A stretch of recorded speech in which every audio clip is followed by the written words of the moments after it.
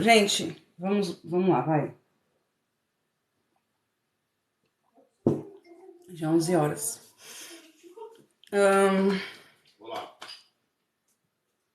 Cadê? Eu marquei onde a gente parou. Paramos no versículo 10. Vou fazer uma breve oração pra gente começar, tá bom? Carol é auxiliar. Senhor nosso Deus e Pai, nós te louvamos e te agradecemos, engrandecemos o teu nome. Bendizemos, Senhor Deus, o teu santo nome, porque o Senhor nos amou, meu Pai, infinitamente, de tal maneira, Senhor Deus, que entregou o seu Filho unigênito para morrer no nosso lugar. Enfrentou a via dolorosa, as chicotadas, os carrascos, as blasfêmias, as zombarias, a cruz e principalmente o cálice da ira. Obrigada, meu Pai, por tamanho amor, por tamanha graça, porque nenhum de nós merecíamos, meu Pai. Ainda que nós viéssemos entregar toda a nossa vida nas tuas mãos e trabalhar e fazer a obra, nada disso, Senhor Deus, poderia pagar tamanho amor. Então, tudo que nós fazemos, meu Pai, é por gratidão, é por amor, é por saber que nada e nem ninguém nunca nos amou, nem nunca nos amará assim. Obrigada, Senhor. Nesse momento eu peço que o Senhor venha estar falando com cada coração, fala comigo, Senhor Deus, fala com cada um dos meus irmãos, através da Tua palavra. Que não seja feita a vontade do homem, que não seja feita a minha vontade, mas que seja feita tão somente a Tua vontade, como sempre tem sido, meu Pai.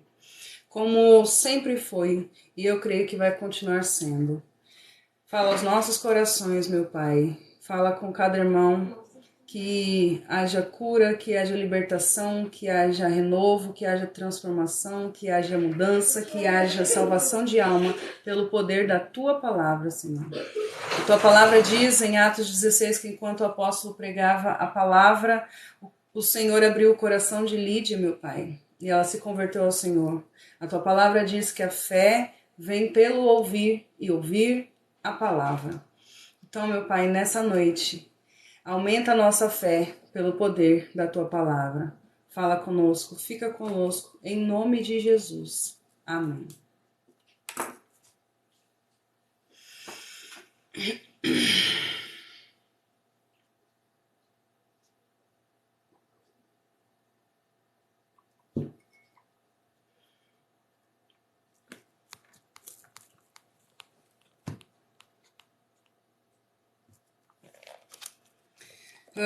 Vamos lá, gente. Eu vou ler nessa aqui. Eu não sei qual que eu leio, com essas duas traduções aqui. Complicada. Mas vamos lá. Deixa eu recapitular aqui que a gente viu ontem. Eu vou ler do primeiro versículo só pra gente dar uma recapitulada rapidez, tá bom? Versículo 1. Ora, também o primeiro tinha ordenanças do culto divino e um santuário terrestre, porque um tabernáculo estava preparado, o primeiro em que havia o candeeiro e a mesa e os pães da propiciação, ao que se chama o santuário. Mas depois do segundo véu estava o tabernáculo, que se chama o Santo dos Santos, que tinha o incensário de ouro e a arca do concerto, coberta de ouro toda em redor, em que estava um vaso de ouro que continha o maná e a vara de Arão que tinha florescido e as tábuas do concerto. E sobre a arca os querubins da glória que faziam sombra no propiciatório, das quais coisas não falaremos agora particularmente. Ora, estando estas coisas assim preparadas, a todo tempo entravam os sacerdotes no primeiro tabernáculo cumprindo os serviços, mas no segundo só o sumo sacerdote uma vez no ano, não sem sangue, que oferecia por si mesmo e pelas culpas do povo, dando nisso a entender o Espírito Santo que ainda o caminho do santuário não estava descoberto, enquanto se conservava em pé o primeiro tabernáculo, que é uma alegoria para o tempo presente em que se oferecem dons e sacrifícios, que quanto à consciência não podem aperfeiçoar aquele que fez o serviço, consistindo somente em manjares e bebidas e várias abluções e justificações da carne, impostas até o tempo da correção. Paz Clara, seja bem-vinda. Bom, só para resumir aqui rapidinho o que nós vimos ontem, nós falamos sobre o tabernáculo, né? Sobre o lugar santo, o lugar santíssimo. Nós falamos que aquilo tudo era apenas uma sombra que apontava para o tabernáculo celestial. E o candelabro, a mesa dos pães asmos, o altar de incenso, até mesmo a Arca da Aliança no lugar santíssimo, passou. Era uma alegoria, era sombra das coisas celestiais, das coisas que ainda estava por vir, que ainda estava para ser revelada. O autor aos Hebreus, ele diz que enquanto o tabernáculo ainda estava em pé, era aquelas regras, aqueles ritos ainda eram firmes, ainda eram considerados, mas até o momento em que aquele tabernáculo não está mais em pé, isso significa que nós vivemos em uma nova aliança, em um novo concerto, e aqueles que estão em Cristo não volta para as antigas práticas, para os antigos rudimentos, não volta para as sombras daquilo que é perfeito. Jesus, ele é perfeito, a sua obra é perfeita, ele nos conduz em um caminho perfeito, ele nos leva a um Deus santo e perfeito, então não faz sentido nenhum voltarmos para os antigos rudimentos, para as antigas práticas, sendo que tudo aquilo era uma sombra. É como se você tivesse uma maquete de uma casa, e quando essa casa está construída, você entra dentro dessa casa, entra nessa casa e você sente saudade da maquete. A casa está pronta, está preparada, você pode entrar, você tem acesso, mas aí você olha para um lado e olha para o outro e quer voltar. E quer voltar aos antigos alicerces, ao começo de tudo, sendo que agora já veio o que é perfeito. Boa noite, Sérgio, paz do Senhor. Então, ele começa falando sobre isso nos primeiros versículos. Agora a gente vai para o versículo 11. Mas, vindo Cristo... deixa eu terminar Deixa eu falar um pouquinho do versículo 10. Olha só. Consistindo somente em manjares e bebidas e várias abluções e justificações da carne, impostas até o tempo da correção.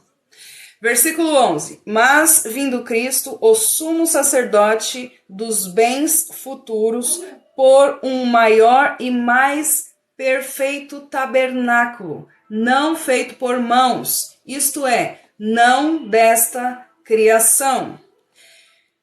Então, aqui nós vemos mais uma vez o que o autor já tinha falado em capítulos anteriores, o que o autor vem dizendo desde o começo da carta.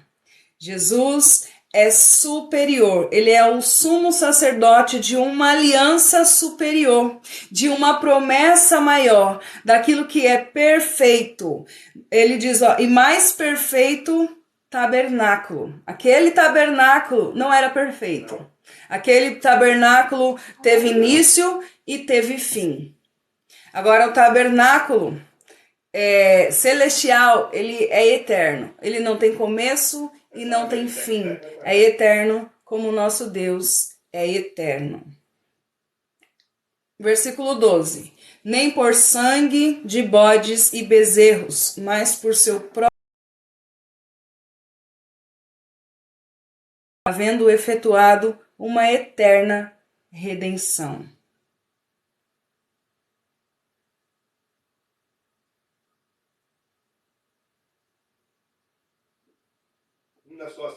Vou até aqui, depois a gente continua. Adelmo, paz do Senhor. Alexandrino, paz do Senhor, sejam bem-vindos. A gente sabe, a gente já tem falado isso no decorrer da carta, já é conhecido de todos que eram oferecidos animais. O sangue dos bodes e bezerros eram derramados por expiação dos pecados do homem. E por que que essa aliança é superior à antiga? Por que que essa aliança é melhor do que a antiga? Porque essa aliança, ela envelhece a outra aliança. É porque essa aliança, ela não foi feita com sangue de animal. Essa aliança não foi feita com sangue de bode, de bezerro. Essa aliança foi feita com o próprio sangue de Cristo. Não foi um animal, não foi um novilho, não foi uma oferta das mãos de um homem que foi oferecido, não. Jesus Cristo, ele é a própria oferta, é o sangue dele. E por que que o sangue de Cristo é superior? Por que que o sangue de Cristo nos purifica? Por que que o sangue de Cristo perdoa pecados, nos redime dos pecados? Porque outra pessoa não poderia morrer, outra pessoa não poderia ser sacrificada e com o seu sangue poderia vir a redenção? Não. Por quê? Porque todos pecaram e destituídos estão da glória de Deus. Sabe por que só o sangue de Cristo, aleluia, pode nos redimir? Sabe por que só o sangue de Jesus pode perdoar, purificar pecados? Porque ele é perfeito. Porque ele, mesmo sendo tentado no pecado, ele nunca pecou. Mesmo sendo rodeado de fraqueza, ele nunca falhou. Mesmo no seu sofrimento, ele foi obediente ao Pai. Coisa que nenhum homem nunca, jamais conseguiu fazer. Jesus Cristo fez no meu e no seu lugar. E por causa daquilo que ele fez, nós somos purificados. A Bíblia diz que na cruz do Calvário, Deus, ele nos imputa a justiça de Jesus Cristo. Sabe o que é isso? É Deus não só perdoando os pecados, não é só Deus remindo o povo, é Deus imputando a justiça de Cristo sobre o homem, sobre todo aquele que crê nele. Como assim? Quando Deus olha para mim e para você, quando nós depositamos a nossa fé, a nossa esperança, a nossa confiança no Senhor, aleluia, Ele não olha para a gente só como alguém que foi perdoado, mas Ele olha para a gente como justo. Nós não somos justos, não temos capacidade pelas nossas próprias forças de nos tornarmos justos. Nenhum de nós pode dizer que somos justos, mas Cristo nos imputa a sua justiça. Ele nos torna justos, aleluia, através do seu sangue. Sabe o que é isso? Ninguém, absolutamente ninguém, irmão Rogério, paz, ninguém pode falar assim, eu sou uma pessoa justa por mim mesmo. Eu sou uma pessoa justa porque eu consigo ser justa. Não. Se nós olhamos para Cristo e nós somos justificados, nós somos justificados por causa da obra redentora de Jesus Cristo. Ah, mas Aline, quem não crê em Cristo e diz que é justo? Irmãos, eu estou falando de justiça diante de Deus.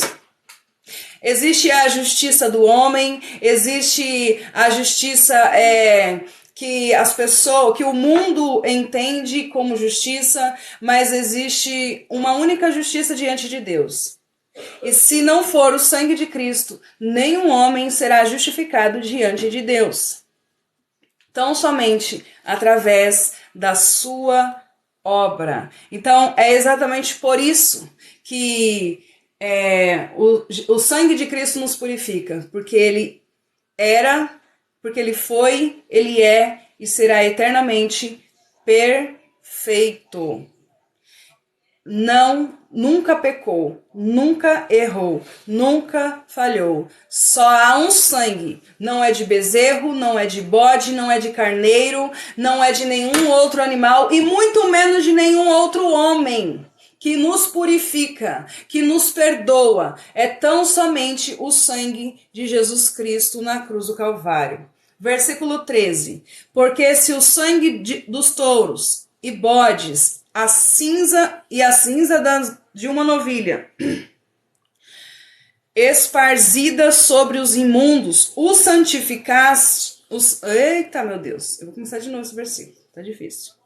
Porque se o sangue de touros e bodes e a cinza de uma novilha, esparzida sobre os imundos, os santificassem, quanto à purificação da carne, quanto mais o sangue de Cristo, que pelo Espírito eterno se ofereceu a si mesmo, aleluia, imaculado a Deus, purificará a vossa consciência das obras mortas, para servirdes ao Deus vivo.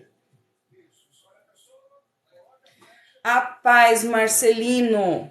Gente, aqui tem muitas lições aqui nesses 2 versículos. Eu espero conseguir explanar para vocês de uma forma clara e que eu consiga passar para frente tudo que ele nos ensina aqui.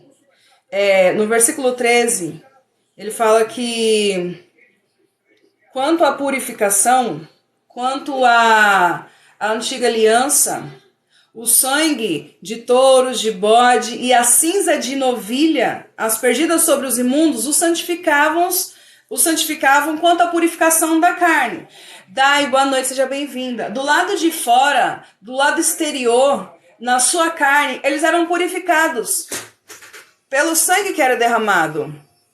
Eles eram, vou falar, Emily, eles eram purificados. Senão, o próprio Deus deu a ordem para que fosse feito daquela forma. Então, o sangue de animais os purificavam, mas externamente, do lado de fora. Ele vai dizer mais para frente que eles não tinham a consciência limpa. Por quê? Porque eles pecavam hoje, amanhã eles tinham que oferecer sacrifício de novo, porque eles pecavam de novo. E toda vez a mesma coisa.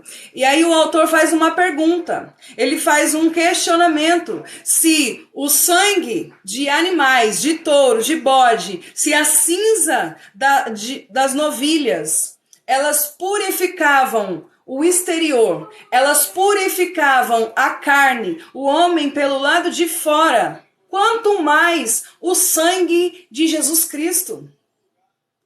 Irmãos, eu falei aqui quando a gente começou a estudar essa carta, as pessoas iam até o templo anualmente.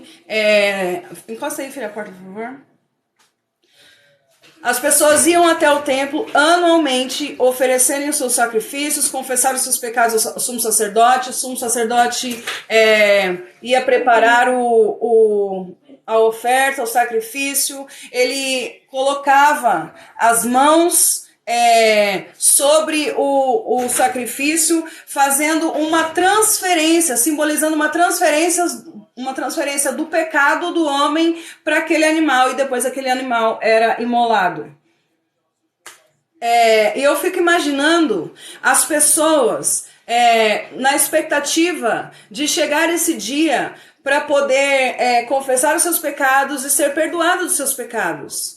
Eu fico imaginando a esperança que eles tinham, sabendo de que aquele tipo de adoração que era a adoração naquela época, que aquela adoração subiria a Deus, as suas narinas como um cheiro suave, e eles seriam perdoados. Irmãos, eu imagino eles indo embora do templo, eu imagino eles saindo do templo, tendo a certeza de que a oferta e o sacrifício foi recebido por Deus, de que Deus os perdoou, de que Deus os perdoava, e eles ofereciam sacrifícios de animais.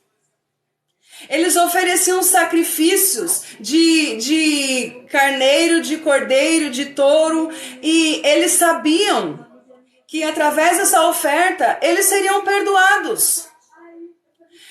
A gente precisa entender que se esses rituais que purificava o exterior do homem, que purificava a carne tão somente do homem, eles acreditavam e eles faziam porque eles tinham certeza de que eles seriam perdoados. Quanto mais, irmãos, o sangue de Jesus Cristo, que nunca pecou, que nunca falhou, que nunca mentiu, que nunca errou.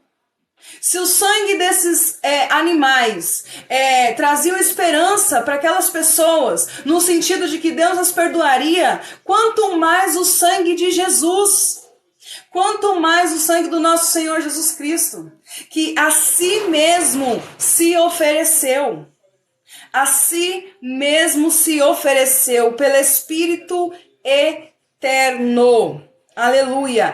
Purificará a vossa consciência das obras mortas. O que é purificar a consciência? É que, embora essas pessoas fossem até o templo anualmente oferecer os sacrifícios, as ofertas, para que fossem perdoadas de seus pecados, elas não tinham a sua consciência purificada. Porque de ano em ano elas tinham que fazer a mesma coisa. Lembra que a gente viu no capítulo 8? Aleluia, eu vou ler. Você é uma pessoa muito forte.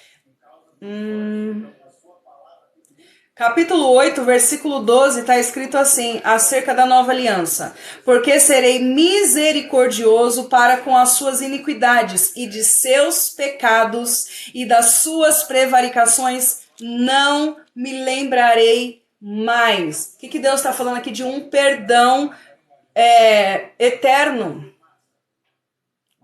De um perdão perfeito. E na antiga aliança, no antigo concerto, eles não tinham essa certeza de que eles foram eternamente perdoados. Eles não tinham a sua consciência purificada. Por quê? Porque o interior deles não mudava. Como nós lemos aqui, essas ofertas, tudo isso podia tão somente purificar o exterior. Nós falamos aqui na live, você põe um homem dentro de uma prisão, e esse homem pode desejar fazer coisas ruins, mas ele não vai fazer porque ele está preso. Ele não vai chegar ao ato, mas ele não vai deixar de pensar, ele não vai deixar de desejar, ele não vai deixar de querer.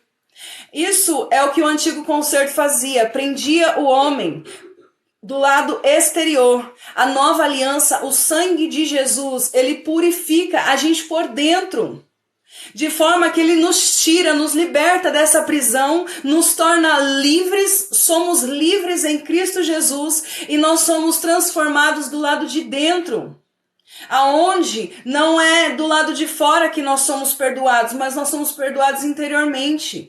E o desejo do mal, o desejo de vingança, o desejo de ver o próximo cair, de ver o próximo falhar, o desejo de tudo aquilo que não agrada a Deus é tirado dos nossos corações. Deus, ele faz uma mudança, ele literalmente faz de nós um homem e uma mulher, aleluia, uma nova criatura. Quando nós nascemos de novo do Espírito, nós nos tornamos uma nova criatura, morremos para a nossa vontade, crucificamos a nossa carne. Como Paulo disse, já estou crucificado com Cristo. Não sou mais eu quem vivo, mas Cristo vive em mim. E a vida que vivo hoje, aleluia, não vivo na carne. Esses sacrifícios não tinham o poder de transformar. Exatamente, esses sacrifícios não tinham o poder de transformar o homem. Agora vocês entendem, gente, que se nós voltarmos para essas antigas práticas, nós estamos negando uma transformação, uma purificação interior. Pai, Juliana, seja bem-vinda. Hoje eu ouvi que a gente não pode nem comer carne de porco, gente. Porque não podia comer carne de porco. Agora, gente, se a Bíblia diz que essas coisas purificavam o nosso exterior, Jesus diz isso certa feita. Os discípulos estão comendo sem lavar as mãos e os fariseus vão dizer, olha, os seus discípulos, eles não lavam as mãos antes de comer? Sendo que os rituais, os preceitos diziam que eles tinham que lavar as mãos, se eu não me engano era 7 vezes, antes de se alimentar, antes de uma refeição. Aí Jesus vai dizer, o que contamina o homem não é o que entra pela boca, mas é o que sai. O que tem que ser purificado não é o que entra. O que tem que ser transformado não é o que entra, mas o que tem que ser mudado. O que tem que ser, o que tem que nascer de novo é o nosso espírito, é o nosso interior. Do que adianta eu deixar de fazer tantas coisas, eu mudar de prática, eu mudar de hábitos, eu não fazer isso, eu não fazer aquilo, e cumprir tantos preceitos, tantas leis, e purificar o meu exterior, e do lado de dentro está podre. E do lado de dentro eu não amar as pessoas, eu não amar nem sequer a Deus verdadeiramente. Prefiro não comentar, Fábio. A gente precisa entender que existem 2 concertos. E o autor aos Hebreus, no capítulo 8, ele diz que o outro concerto, ele envelheceu. O novo concerto envelheceu o primeiro. Ora, o que foi tornado velho e se envelhece está perto de acabar. Irmãos, fala para mim uma coisa. Aonde está a Arca da Aliança?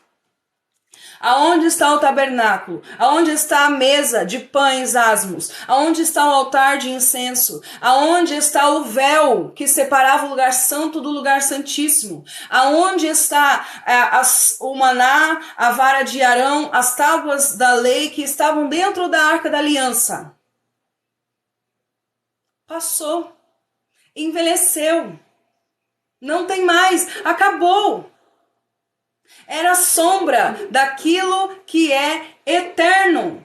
A antiga aliança, o antigo concerto acaba, envelhece, tem fim. Mas a nova aliança, o novo concerto não tem fim. É eterno porque é perfeito. Não tem absolutamente nada melhor, nada maior. Não tem um plano B, não tem um plano C. Este é o plano perfeito. Aleluia! O véu se rasgou. Vinho novo em odres velhos. Jesus é o nosso plano perfeito. Ele é o nosso sumo sacerdote. Se o sangue de animais purificavam o exterior, por que o sangue de Cristo não pode ser suficiente para transformar, mudar o nosso interior? Por quê? Versículo 15.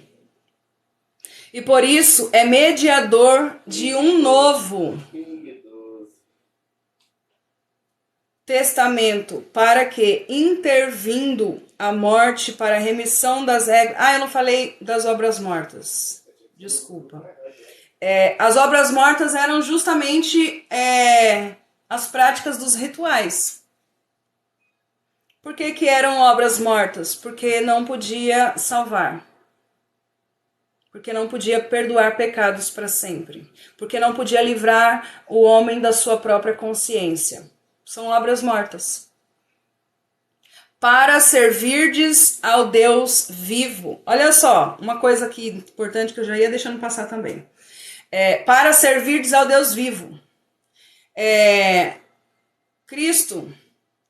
Ele é o nosso sumo sacerdote, ele se entregou como sacrifício, como oferta, derramou o seu sangue para nos perdoar, para nos purificar, para nos tornar uma nova criatura. Para quê? Para a gente ficar de braços cruzados? Não, gente. A gente, não é porque a gente crê na justificação tão somente pela fé que a gente fica de braços cruzados. Lá em Efésios, capítulo 2, versículo 10, do 8 ao 10, está escrito que... Eu vou ler que eu acho mais bonito.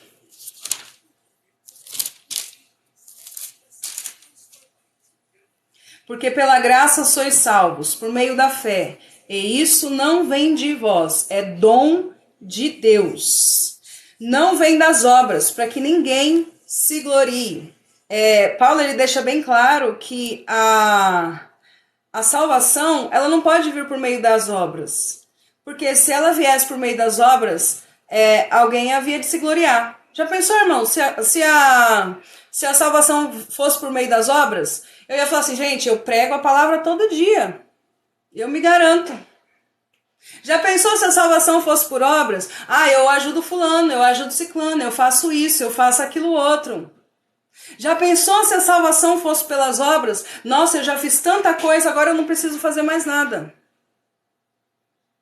Mas a salvação é pela graça, por meio da fé. E isso não vem de nós, é dom. Dom significa presente. Presente de Deus. Presente não é algo que você se dá. Presente é o que você ganha. Você não compra um presente para você. Quando você compra algo para você, é você que está pagando. Mas um presente de Deus. O presente de Deus para mim e para você é a salvação gratuita. Não tem preço. Aliás, tem um preço de sangue e já foi pago por Jesus Cristo na cruz do Calvário. Aí no versículo 10 ele diz assim, porque somos feitura sua. Agora que nós somos feitura sua, criados em Cristo para as boas obras. Agora sim, a gente não faz as boas obras para estar em Cristo. A gente não faz boas obras para ser feitura de Deus. Porque nós somos feituras, porque nós estamos em Cristo, nós fazemos boas obras. Ele continua dizendo, as quais Deus preparou para que andássemos nela. Irmãos, sabe as obras que eu e você fazemos? Nem disso dá pra gente se orgulhar. Tá bom, eu fui salva pela fé, eu fui justificada por meio da fé, eu não tenho que me gloriar disso, mas das obras que eu faço, olha, eu tenho muito que me orgulhar, porque ninguém faz o que eu faço.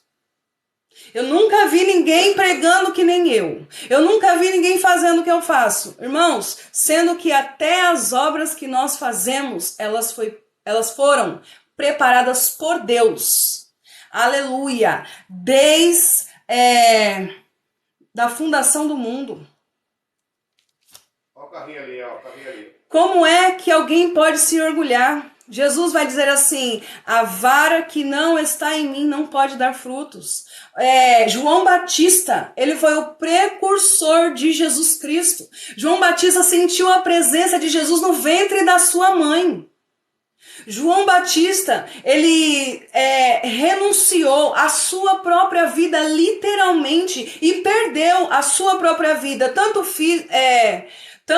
na sua vida pessoal, sua vida familiar, quanto a sua vida física, por causa da obra. E quem preparou essa obra para João Batista? Foi ele? Foi ele que decidiu ser o precursor de Jesus? Foi ele que escolheu ser precursor de Jesus? Eu tenho vídeos aqui que falam a respeito do contexto de Tiago 2. Se alguém quiser dar uma olhada, pode ir lá dar uma olhada, tá bom, Saulo? Quem foi que preparou para que João Batista preparasse o caminho para Jesus? E ele mesmo vai dizer,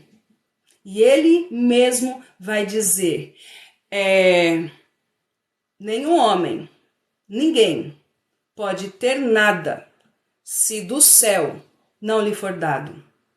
Ninguém pode ter nada se do céu não lhe for dado. Como que a gente se orgulha? De nada, de nada. Paulo fazia o que fazia, apanhava, fazia, era apedrejado, fazia, era preso, fazia, não parava de fazer. Dentro da prisão ele continuava fazendo e ele vai dizer assim, ó, se eu tiver que me gloriar, eu me gloriarei na cruz de Cristo. E se tem alguém que tinha do que se orgulhar nessa vida, era o apóstolo Paulo. Quem de nós aqui ia ser apedrejado no meio da rua, em praça pública, até desmaiar e não ia parar, e não ia desistir? Quem de nós aqui, depois de pregar a palavra, expulsar o espírito de uma mulher que estava adivinhando, foi açoitado, foi açoitado, depois foi preso? Quem de nós aqui ia sair da prisão e continuar pregando? Então tá todo mundo salvo. Meu Deus do céu, gente. Dá licença. Todo mundo crê? Todo mundo tem fé? Todo mundo confia em Jesus?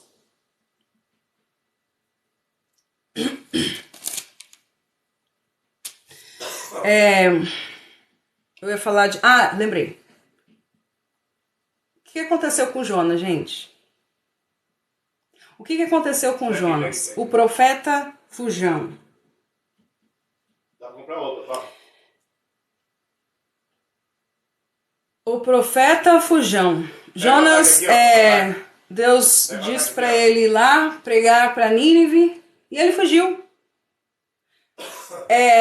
Sabe o que Jonas fez depois? Pregou para Nínive. Mas por que ele fez isso? Porque Deus preparou. Porque era a vontade de Deus, não era nem a vontade de Jonas. A gente sabe muito bem que a vontade de Jonas não era nem pregar para aquele povo, era que aquele povo fosse consumido pela ira de Deus. A vontade de Jonas é que o julgamento, o juízo de Deus chegasse para aquele povo. Mas a vontade de Deus é superior à vontade do homem. Irmãos, a vontade de Deus é superior à vontade do homem.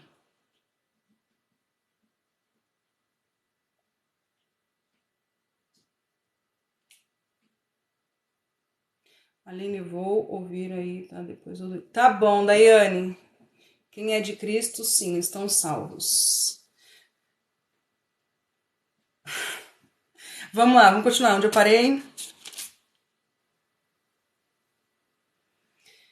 Versículo 15.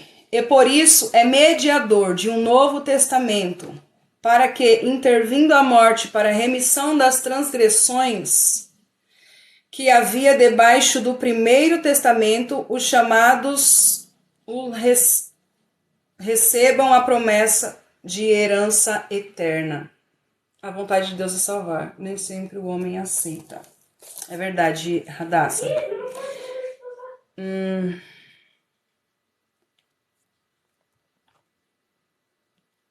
Por isso mesmo, ele é o mediador de uma nova aliança, a fim de que, intervindo a morte para a remissão das transgressões que havia sob a primeira aliança, recebem a promessa da eterna herança aqueles que têm sido chamados. Gente, aqueles que têm sido chamados recebem a promessa não de uma aliança passageira, não de um concerto passageiro, mas de uma aliança eterna. Gente, não é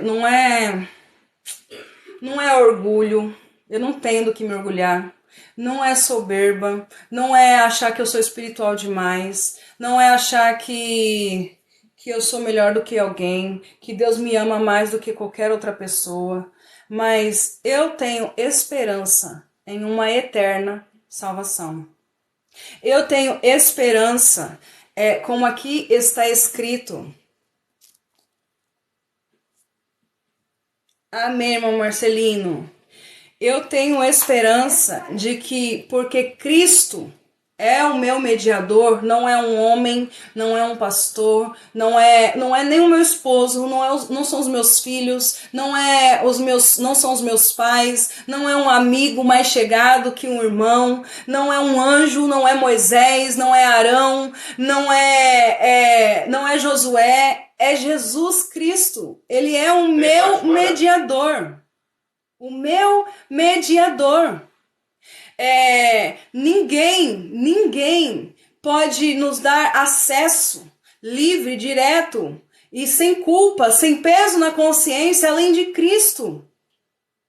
Se Ele fez isso por nós, por que nós não podemos crer no perdão dos pecados? Se o sangue de animais purificavam o exterior, por que eu não posso crer que o sangue de Jesus Cristo me purifica de todo pecado? Isso não me dá licença para sair pecando, isso não me dá autoridade para sair por aí fazendo o que eu quero, não. Agora, aqueles que estão em Cristo fazem as obras que o próprio Deus preparou. Mas só faz as obras que Deus preparou aqueles que estão em Cristo. Se não está em Cristo, irmão, é trapo de imundícia, obras mortas. Eu creio numa herança eterna. Sabe o que me faz ter certeza disso? O Espírito de Deus. O Espírito de Deus, ele é o nosso penhor. Irmão, sabe o que é penhor? Penhor é garantia. É garantia. É assim, é a certeza. É o que te dá garantia. É assim, se Deus falasse assim, ó, aqueles que crê, se Jesus falasse assim, aquele que crê em mim, ainda que esteja morto, viverá, mas ele não garantisse, é diferente. Mas o Espírito de Deus é o nosso penhor. Foi pausado. Chegou até mais gente. Vamos lá, gente. Eu estava falando que se as pessoas iam até o templo, se as pessoas na antiga aliança tinham esperança de que elas fossem perdoadas, seus pecados fossem perdoados pelo sangue de animais, por que eu não posso crer? É a pergunta que o autor aos Hebreus faz. Por que nós não podemos crer que o sangue de Cristo ele pode fazer muito mais do que o sangue de animais? Tem um texto em Romanos. Parou no penhor, garantia. Tem um texto na carta aos Romanos, eu vou ler para vocês, só para vocês não acharem que essas coisas são da minha cabeça, sabe? Mas está escrito, olha só, Romanos, capítulo 8, eu vou ler a partir do versículo 15. Está escrito assim: porque não recebestes o espírito de escravidão, para outra vez estardes em temor, mas recebestes o espírito de adoção de filhos, pelo qual clamamos, Abba, Pai. Agora prestem atenção nesse versículo, Romanos capítulo 8, versículo 16. O mesmo espírito testifica. O que é testificar? É confirmar. O mesmo espírito confirma, o mesmo Espírito testifica com o nosso espírito que somos filhos de Deus. E se nós somos filhos, somos logo herdeiros, e também herdeiros de Deus e co-herdeiros de Cristo, se é certo que com ele padecemos, para que também com ele sejamos glorificados. Irmãos, a Bíblia está dizendo que o Espírito de Deus testifica em nossos corações que nós somos filhos de Deus. Eu fico com o que diz a Bíblia. Eu fico com o que diz a palavra. Marcos, paz do Senhor. Ah, irmão Marcos, seja bem-vindo. Chegou antes da meia-noite, irmão Marcos. Irmão Hernandes, bom descanso. Deus abençoe, viu? Até a próxima live. Sejam todos bem-vindos, gente. Paz do Senhor. A gente está estudando a carta aos Hebreus. Eu também. Nós temos um espírito que é a garantia. Irmão Diógenes, paz do Senhor. Eu também vou ficar com a palavra. Nós temos um espírito que é a garantia. Esse mesmo espírito que é o nosso penhor, que é a nossa garantia das promessas de Deus, do cumprimento das suas promessas, esse mesmo espírito testifica nos nossos corações que somos filhos de Deus. Irmãos, se nós somos filhos de Deus, Deus, ele não nos põe para fora. Deus, ele não deserda um filho seu.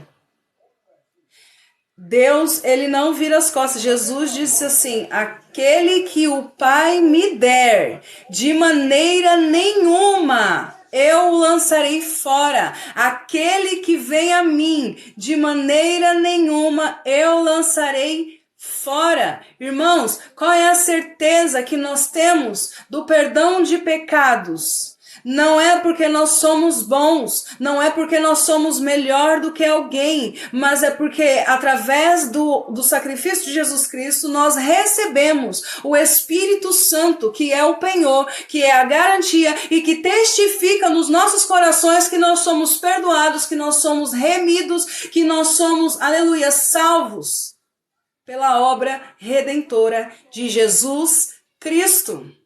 Isso não é uma teologia inventada por um homem, isso não é uma teologia inventada pela igreja evangélica, pela igreja católica, isso está escrito na palavra de Deus.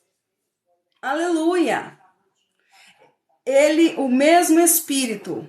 Qual Espírito? Aquele Espírito que é o Espírito de Deus, ele testifica em nossos corações que somos filhos de Deus. Vivemos num mundo em que conhecemos a verdade, mas a verdade não nos libertou. Então, na verdade, não conhece a verdade, porque quem conhece a verdade é livre. Quem conhece a verdade está liberto. Se, pois, o Filho do Homem vos libertar, verdadeiramente sereis livres e conhecereis a verdade. Tem que saber primeiro que verdade que é essa. E conhecereis a verdade, e a verdade vos libertará. Não é você que se liberta. Gente, a Bíblia toda aponta para Deus. A Bíblia toda aponta para misericórdia, graça de Deus. Conhecereis a verdade, e é a verdade que nos libertará. O homem não se liberta. O homem não se liberta. Aleluia. Os rituais da antiga aliança não libertavam o homem. Os rituais da antiga aliança não transformavam o homem. Os rituais da antiga aliança não faziam o homem nascer de novo do espírito, da vontade, não do homem, não do varão, não da carne, não do sangue, mas da vontade de Deus. A verdade. Pilatos, quando ele está diante de Jesus, ele diz assim para Jesus: o que é a verdade? E pelo que a Bíblia nos relata, Jesus, naquele momento, ele ficou em silêncio. Jesus não respondeu para Pilatos o que é a verdade, mas Jesus responde para mim e para você. Aleluia! Eu sou o caminho, a verdade e a vida. Ninguém vem ao Pai senão por mim. Jesus é a verdade. O seu Espírito testifica no meu e no seu coração que nós somos filhos de Deus. Nós somos filhos de Deus. Olha, eu não sei o que as pessoas interpretam por aí. Eu interpreto somente o que está escrito, nada além do que está escrito. Nada além do que está escrito. Eu leio, eu faço questão de ler para vocês. Eu não prego nada além do que está escrito.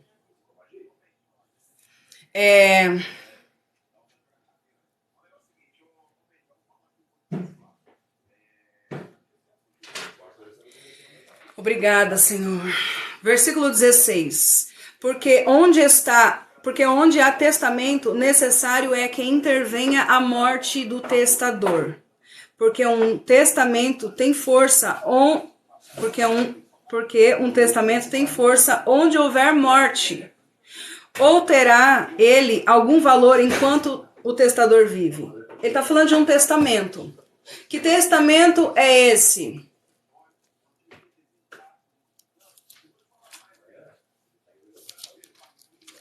Que testamento é esse? Gálatas, o apóstolo Paulo em Gálatas, ele fala sobre esse testamento. É a promessa que Deus faz a Abraão. E tá escrito, gente, tá escrito. Para vocês terem certeza de que está escrito, eu vou fazer como eu sempre faço. Eu vou ler Gálatas capítulo 3.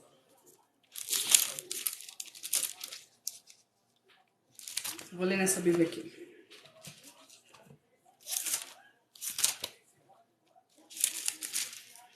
Gálatas, capítulo 3, a partir do versículo 13. Cristo nos resgatou da maldição da lei, fazendo-se ele próprio maldição no nosso lugar, porque está escrito: maldito todo aquele que for pendurado no madeiro. Versículo 14. Para que a bênção de Abraão chegasse aos gentios. Quem são os gentios, gente? Eu e você. Gentios são todos aqueles que não são judeus. A fim de que recebêssemos pela fé o Espírito prometido. Irmãos, falo como homem, ainda que uma aliança seja meramente humana, uma vez ratificada, ninguém a revoga ou lhe acrescenta alguma coisa. Ora, as promessas foram feitas a Abraão e ao seu descendente. Não diz e os descendentes, como se falado de muitos, porém como de um só, e ao teu descendente que é Cristo. E digo isto, uma aliança já anteriormente confirmada por Deus, a lei que veio 430 anos depois, não pode abrogar, de forma que venha desfazer a promessa de Deus. Está escrito, Gálatas, capítulo 3, que Deus fez uma promessa a Abraão. Qual a promessa que Deus fez a Abraão? Em ti serão benditas todas as famílias. Em ti eu farei de ti uma grande nação. Irmãos, a Bíblia diz que a lei veio 430 anos depois. Mas essa lei que veio 430 anos depois, ela não pode de modo algum, de maneira nenhuma, anular a promessa que foi feita antes. E ele faz um testamento. Deus, ele faz um testamento, só que esse testamento, ele só passa a ser válido depois da morte. Se eu faço o testamento para os meus filhos, enquanto eu estou viva, esse testamento não vale de nada. Enquanto eu estou viva, esse testamento não tem valor algum. A partir do momento que eu morro, esse testamento passa a ter valor para eles. É a mesma coisa que aconteceu com Jesus. Deus fez uma promessa para Abraão e nós, pela fé, somos filhos de Abraão. A Bíblia diz que enquanto o testador está vivo, o testamento ele não vale, mas alguém morreu.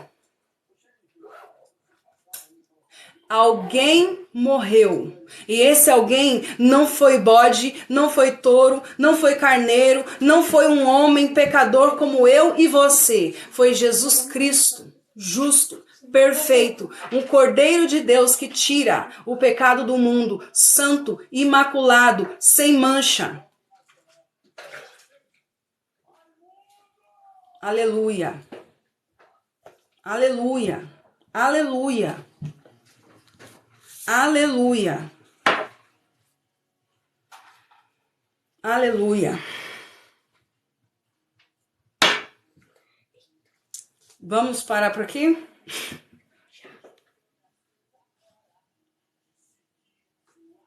Ide por todo mundo e pregar o evangelho a toda criatura, disse Jesus. Parabéns, irmã Aline Lamar.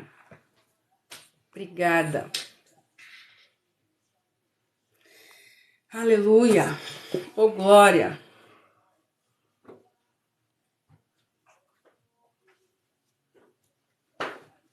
As leituras vinham com uma cara estranha, fica com medo. O Espírito Santo que o crente recebe, quando aceita Jesus, o mundo não conhece. Não, vamos continuar. É meia-noite, gente.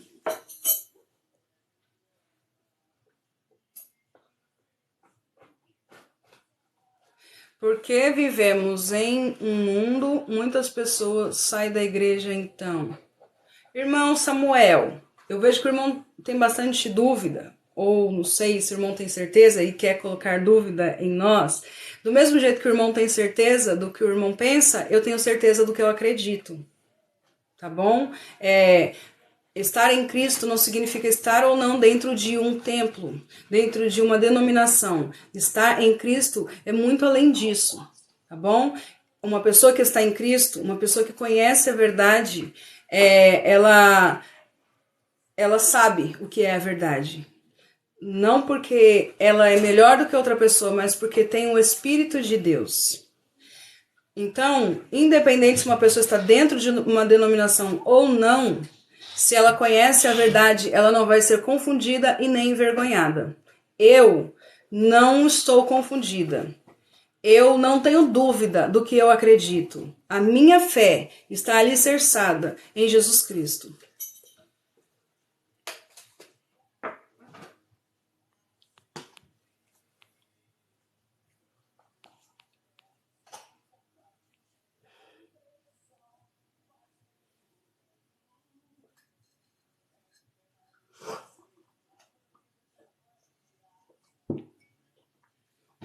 Gente, vamos encerrar por hoje. Vamos encerrar por hoje.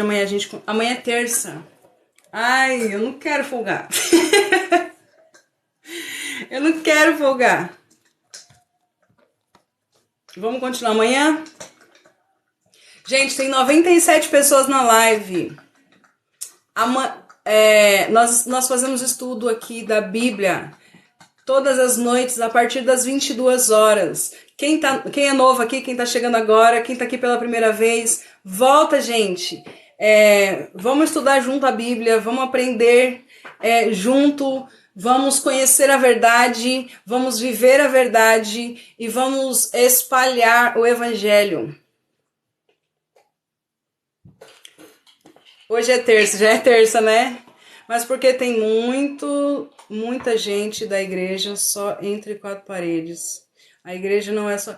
Irmão Samuel, aí você tem que perguntar para essas pessoas, porque eu não posso responder por elas, entende? Eu não posso responder por essas pessoas, eu respondo por mim. Cada um dará conta de si próprio. Cada um examine-se a si mesmo. Eu não posso responder por essas pessoas que dizem estar ou não estão, ou fingem estar. Eu não posso responder por elas. A única pessoa que eu posso responder é por mim mesma. Eu não posso responder pela fé nem dos meus filhos. Eu não posso responder pela fé do meu esposo. Cada um dará conta de si. Agora, essas pessoas têm dúvidas, essas pessoas não sabem, essas pessoas não entendem, essas pessoas não conhecem a verdade. O que eu posso fazer é orar e pregar o evangelho. É o que eu posso fazer.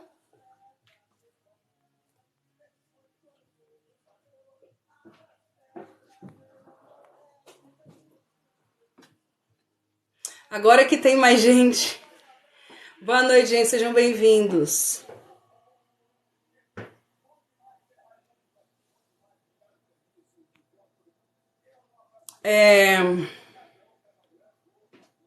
O julgamento não nos cabe. Exatamente. Aline, Tem como colocar o nome da minha amiga no caderno? Tem sim, Fábio. Pode mandar. Só tudo isso. Jennifer, sua linda. Gente, vamos encerrar.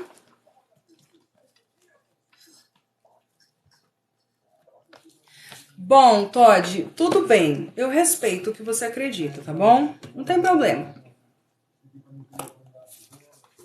Mas eu acredito diferente. Vamos lá. Qual que é o nome dela, irmão Fábio? Samuel, olha, de verdade, tudo que a gente tenta fazer aqui é pregar o evangelho. Quem faz a obra, quem transforma, quem muda o coração das pessoas, não somos nós, é o próprio Espírito de Deus. E o meu desejo é que Deus ele faça isso com todas as pessoas.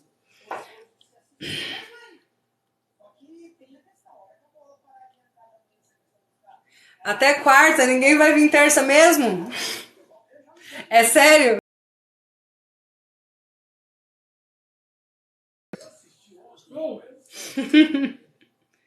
É a sua visão. Exatamente, é a minha visão. Eu não posso mudar a sua e você não pode mudar a minha.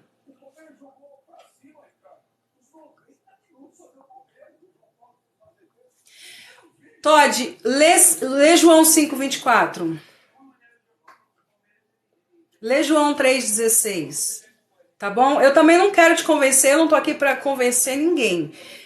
A gente já sabe a forma de cada um pensar, eu sei como você pensa, você sabe como eu penso, mas medita nesses versículos, medita em João 3:16, medita em Romanos 5, capítulo 1, medita em Romanos 8, capítulo 1, medita em João 3:16, medita em João 3:14. Medita em tudo aquilo que nós temos aprendido aqui dentro da palavra. De verdade, de coração. Eu não vou te convencer a mudar de ideia, nem quero isso. Eu só quero que você medita no que está escrito. Nós acabamos de ler no capítulo 8, Crislane, nós acabamos de ler no capítulo 8 de Hebreus que a antiga aliança não podia deixar as pessoas, livrar a consciência das pessoas. Mas isso era na antiga aliança, isso não é no antigo concerto. Eu sei que você lê, eu creio que você lê. Isso é no antigo concerto. O antigo concerto não podia libertar o homem da sua própria consciência. Mas a gente não vive mais o antigo concerto. Agora a gente vive a nova aliança. E eu sei que você também vive. Bom, eu vou orar e nós vamos encerrar.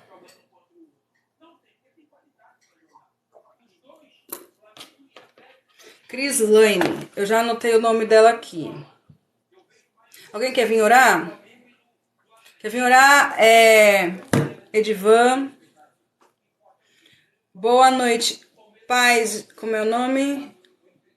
É Genil. Paz, boa noite, seja bem-vindo.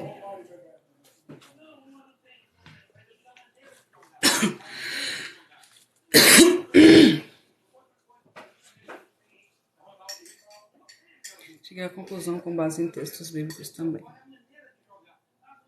Amanhã vai ter? Eu tô querendo. Dependendo da hora que eu chegar do culto amanhã, aí eu venho, tá bom? Eu não vou dar certeza, mas dependendo da hora que eu chegar amanhã, a gente faz, tá bom? Oro sim, Heloísa.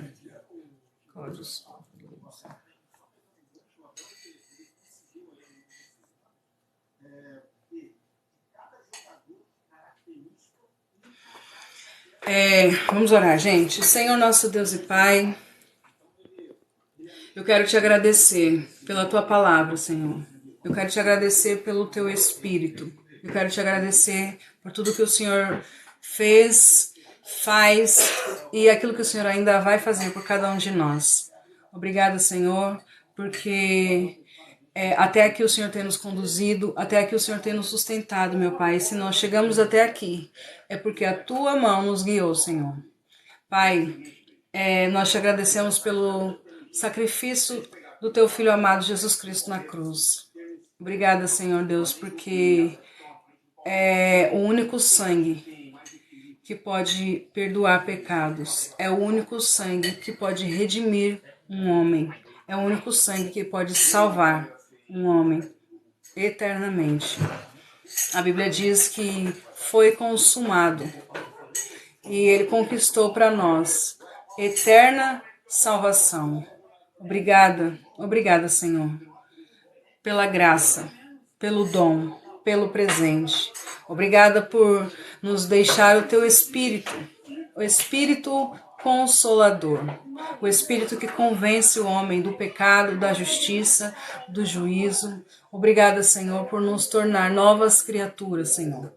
Obrigada, Senhor Deus, por toda a obra que o Senhor tem realizado através do seu Filho amado Jesus Cristo, desde a fundação do mundo, Senhor. Eu quero apresentar nas tuas mãos a cada irmão que aqui está, aqueles que já passaram por aqui essa noite, Senhor. Eu quero apresentar nas tuas mãos estes nomes que estão no caderno, que foram apresentados na live, Senhor. Tem alguns nomes, Senhor, das pessoas pediram oração, alguns nomes foram apresentados nos vídeos, Senhor. Pai, por mais que para o homem pareça só mais um nome, mas eu sei, eu tenho convicção, eu tenho fé, eu tenho certeza que para o Senhor não é só mais um nome, o Senhor sabe quem são, o Senhor tem o nome de cada um na palma das tuas mãos, o Senhor os conhece, sonda os corações e esquadrinha a alma, Senhor. Pai, eu peço que nessa noite o Senhor esteja visitando, de acordo com a necessidade de cada um dos teus filhos, aqueles que necessitam de saúde, aqueles que necessitam de uma porta de emprego, aqueles que necessitam de um renovo, um avivamento espiritual, aqueles que necessitam, meu Pai, de um perdão, de uma reconciliação no meio da sua família, entre os seus parentes. Eu oro, Senhor Deus, para que haja, meu Pai, em nome de Jesus, o agir do Teu Espírito Santo na vida de cada uma dessas pessoas, Senhor. Pai, eu te agradeço pela vida do sobrinho da nossa irmã Simone, que foi para casa, que pelo menos até agora ele não vai precisar de cirurgia, meu Pai, e eu creio que o Senhor vai continuar operando, pois aquele que começou a boa obra é fiel para cumprir. E se for da tua vontade, meu Pai, que ele não precise passar por cirurgia. E aproveitando, Senhor Deus, a oportunidade da oração, aqueles que vão passar por uma cirurgia, Senhor, aqueles que vai ser necessário, Senhor Deus, passar por uma cirurgia, independente de como seja, independente da complicação, que o Senhor esteja estendendo suas mãos poderosas, meu Pai, guardando, livrando de todo mal, Senhor Deus, dando uma recuperação boa e rápida para a glória do seu nome, Senhor. Pai, eu oro, Senhor Deus, mais uma vez pela Ucrânia, pelas crianças, pelas famílias, pelos inocentes, meu Pai. Por aqueles, meu Pai, que não tem culpa nenhuma de estar vivendo tamanho pesadelo, Senhor. Eu oro pelo presidente da Rússia, eu oro por todos aqueles que estão segurando uma arma, Senhor, que estão pilotando um avião de fogo, meu Pai. Em nome de Jesus, que o Senhor converta o coração de cada uma dessas pessoas, de cada um destes soldados, meu Pai, para a glória do seu nome. Eu sei que nada é impossível para ti, Senhor. Eu sei que não existe nada demasiadamente difícil para o Senhor. Pai, eu apresento nas tuas mãos o meu país, eu apresento nas tuas mãos, Senhor, os 4 cantos dessa terra, meu Pai. Tem misericórdia, tem compaixão de cada um, Senhor. Visita nessa noite, cura, salva, liberta, restaura, transforma para a glória do seu nome, Senhor. Obrigada mais uma vez por tudo que o Senhor tem feito. Obrigada, Senhor Deus, pela vida dos meus irmãos, por essa comunhão, Senhor. Obrigada por poder nos reunir, Senhor. Obrigada por se fazer presente nas nossas reuniões. Obrigada, Senhor Deus, por estar conosco, falar conosco, manifestar a tua vontade, o teu querer e a tua gloriosa presença no nosso meio. Nós te adoramos, nós te louvamos, nós bendizemos o teu nome, Senhor, desde agora e para todo sempre. Amém.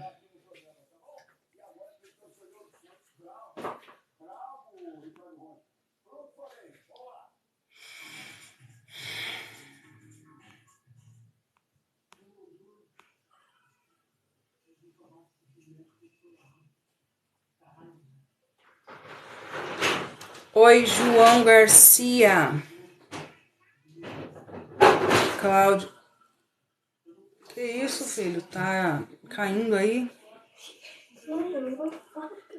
Em nome de Jesus, amém. Deus abençoe a todos. Amém. Gosto da sua pregação e a do não sou profeta. Ambos prega com transparência. É o único que pode nos salvar, amém. É o único que pode nos salvar, amém. Amém, gente. Amanhã, a gente geralmente é a nossa folga, né? Terça-feira. Mas dependendo do horário que eu chegar no culto, eu apareço por aqui. Tchau, fiquem com Deus. Tenham uma ótima noite de descanso. Orem por mim. Careço das orações dos irmãos. E até a próxima, se Deus permitir. Fui.